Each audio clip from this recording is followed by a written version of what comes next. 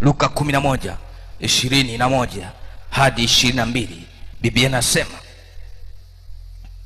mtu mwenye nguvu aliyejifunga silaha zake alindapo nyumba yake, vitu vyake vi salama. Sikiliza, anasema mtu mwenye nguvu anapojifunga silaha, anapolinda nyumba yake, vitu vyake vinakuwa salama. Haleluya! Alafu mstari wa 21 anasema,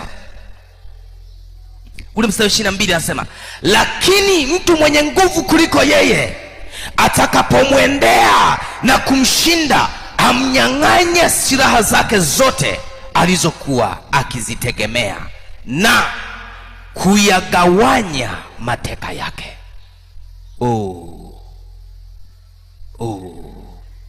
Kumbe unatakiwa uwe na nguvu, lakini uwe na nguvu zaidi ya wengine. Bwana Yesu asifiwe.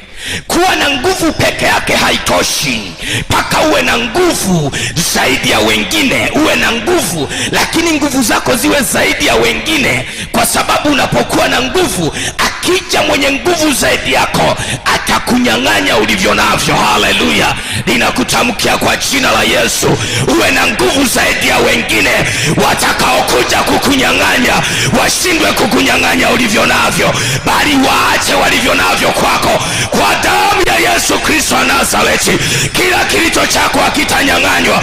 Bwana akutie nguvu, atie nguvu watoto wako, atie nguvu familia yako, atie nguvu kazi yako, atie nguvu biashara yako. Nafasi yako iwe na nguvu. Utakaposimama wengine washangae. Bwana akutoke kwa damu ya Yesu. Nguvu peke yake hazitoshi, mpaka uwe na nguvu zaidi ya wengine. Kama ni kwenye ofisi, uwe na nguvu zaidi ya wengine hapo ofisini. Kama ni shuleni, uwe na nguvu zaidi ya wengine. Haleluya! Bwana akupe nguvu kwa jina la Yesu. Unafikiri shetani hakuwa na nguvu huko kuzimu? Unafikiri shetani hakuwa na jeshi huko kuzimu? Unafikiri shetani hakuwa na nguvu? Alikuwa nazo, lakini zile Yesu alizoshuka nazo zilikuwa ni kubwa kuliko za kwake, zilikuwa zaidi kuliko za kwake. Ndio maana alimnyang'anya mamlaka.